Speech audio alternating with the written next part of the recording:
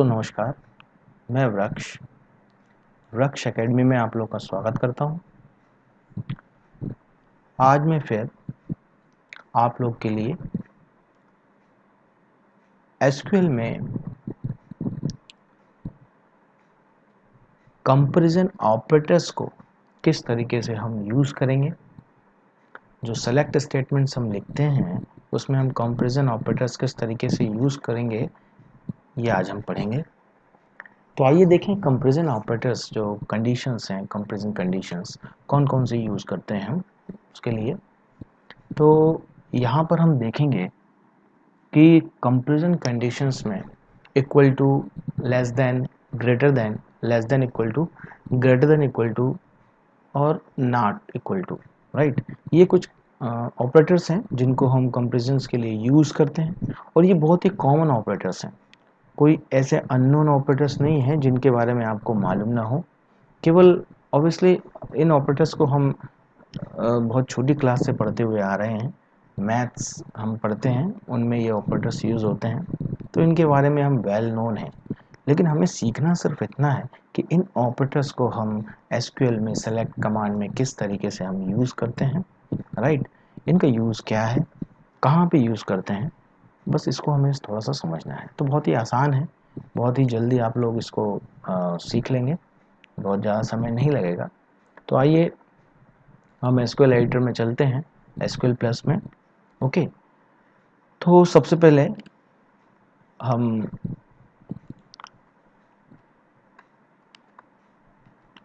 Select star from employ,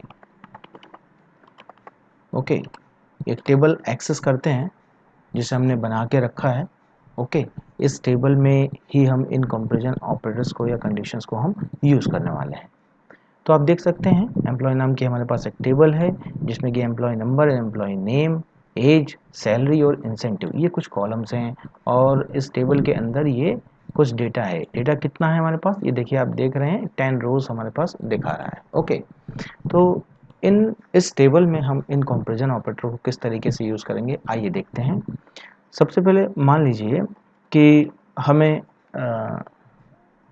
अच्छा, इससे पहले मैं आपको बताना चाहूँगा कि ये जो ऑपरेटर्स हैं इसको हम यूज़ कहाँ करेंगे, राइट, किसके साथ यूज़ करेंगे। तो इन ऑपरेटर्स को बेसिकली हम किसके साथ यूज़ करते हैं, वेयर क्लॉज के साथ हम यूज़ करेंगे। और वेयर क्लॉज होता क्या है, वेयर कंडीशंस होती हैं जो कि हम सेलेक्ट स्टेटमेंट में यूज़ करते हैं।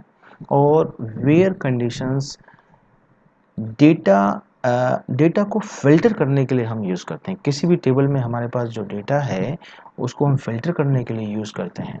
क्योंकि मान लीजिए आपकी टेबल में 1000 रिकॉर्ड्स हैं, लेकिन ज़रूरी नहीं होता कि हमें उन 1000 रिकॉर्ड की आवश्यकता हो सकता है उसमें से हमें 20 रिकॉर्ड्स की आवश्यकता हो सकता है 50 रिकॉर्ड्स की आवश्यकता हो। फिर हम अननेसेसरी उस 1000 रिकॉर्ड को क्यों एक्सेस करेंगे, राइट। तो यहाँ पर हम इन कंपैरिजन कंडीशंस को यूज़ करके और वेयर क्लॉज को यूज़ करके बेसिकली हम अपने टेबल के डेटा को फिल्टर कर सकते हैं। उसमें से 1000 में से हम वो 20 डेटा निकाल सकते हैं जिनकी हमें आवश्यकता है, वो 50 डेटा निकाल सकते हैं जिनकी हमें आवश्यकता है। अननेसेसरी डेटा हम यूज़ नहीं करेंगे, उसको हम रिट्रीव नहीं करेंगे, राइट। तो यहाँ पे हम ये कैसे परफॉर्म करेंगे इसको आप देखेंगे। तो select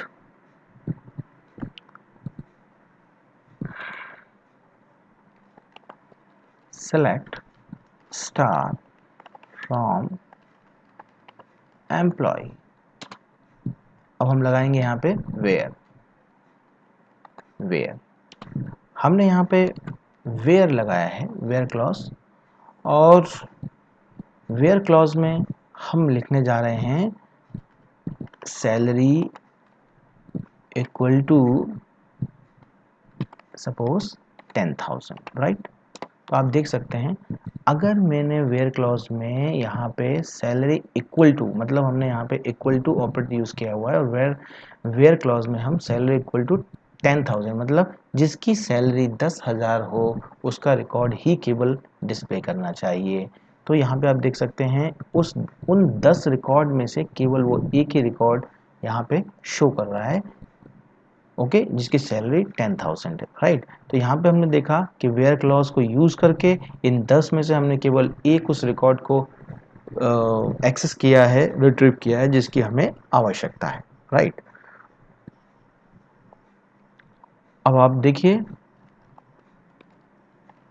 select star from employee where salary is less than 22,000, right. जिनकी सैलरी 22,000 से कम है उनके रिकॉर्ड यहाँ पे हम देख सकते हैं, ठीक है। ये देखिए आप 10,000, 15,000, 20,000 और 15,000, इसका मतलब है 22,000 से कम सैलरी जिनकी है उनके रिकॉर्ड आ रहे हैं। तो यहाँ पे हमने क्या यूज़ किया है, यहाँ पे हमने लेस देन ऑपरेटर यूज़ किया हुआ है, ओके। अब हम देखें इसमें, अब आप एक चीज़ और इसमें देखिए कि ये जो लेस देन है, लेस देन 22,000 लिखा हुआ है, तो इसमें हमारे पास 22,000 का रिकॉर्ड नहीं आ रहा है। लेकिन अगर आप 22,000 का रिकॉर्ड भी देखना चाहते हैं तो उसके लिए हम क्या कर सकते हैं, इसमें less than equal to use कर सकते हैं, लेस देन इक्वल टू 22,000। तो आपको जो रिकॉर्ड आएगा उसमें आप देख सकते हैं यहाँ पे अब 22 जिनकी सैलरी हमारे पास 22,000 है उनके रिकॉर्ड भी यहाँ पे डिस्प्ले हो रहे हैं, राइट। तो यहाँ पे हमने क्या यूज़ किया है, यहाँ पे यूज़ किया है लेस देन इक्वल टू। इसी तरीके से हम सेम यूज़ कर सकते हैं ग्रेटर देन, राइट। जिनकी सैलरी हमारे पास 22,000 से ज़्यादा है उनके रिकॉर्ड आएंगे। आप देख सकते हैं इन सभी के लोगों की सैलरी 22,000 से ज़्यादा है, ओके। इसी तरीके से हम यहाँ पे ग्रेटर देन इक्वल टू हम यूज़ कर सकते हैं 22,000, मतलब अब 22,000 भी इसमें इंक्लूडेड हो जाएगा, राइट। तो आपने देखा कितना आसान है यहाँ पे यूज़ करना। लास्ट आप देखेंगे इस salary is not equal to, suppose not equal to 22,000, right. अब इसमें क्या होगा, हमारे पास देखें, आप रिकॉर्ड देखें, आप देख सकते हैं यहाँ पे 8 रिकॉर्ड शो कर रहा है। इसका मतलब है 22 कितने लोगों की सैलरी थी हमारे पास, 2।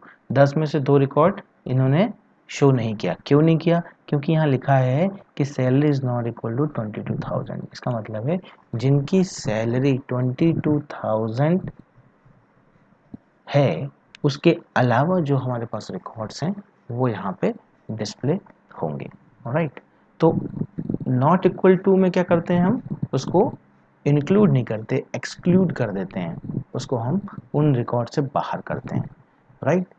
तो आपने देखा कि हमने equal to, not equal to, less than equal to, greater than equal to, इन सारे कंपैरिजन ऑपरेटर्स को किस तरीके से हम एसक्यूएल सेलेक्ट स्टेटमेंट में यूज़ कर सकते हैं और अपने अकॉर्डिंग डेटा को टेबल से रिट्रीव कर सकते हैं, राइट। और ये ऑपरेटर्स जो बेसिकली होते हैं, ये ऑपरेटर्स न्यूमरिक वैल्यू के साथ ही यूज़ करते हैं, क्योंकि ये कंपैरिजन करते हैं, है ना। दो वैल्यूज़ के बीच में कंपैरिजन होता है कि लेस देन है या ग्रेटर देन है या इक्वल टू है, इस टाइप से हमारे पास कंपैरिजन्स किए जाते हैं। तो बेसिकली ये न्यूमरिक वैल्यू के साथ ही यूज़ करते हैं। तो आई होप आप लोग को समझ में आया होगा, बहुत ही आसान था, है ना। तो अब हम नेक्स्ट क्लास में नए टॉपिक के साथ फिर मिलेंगे। तब तक के लिए नमस्कार दोस्तों, राधे राधे।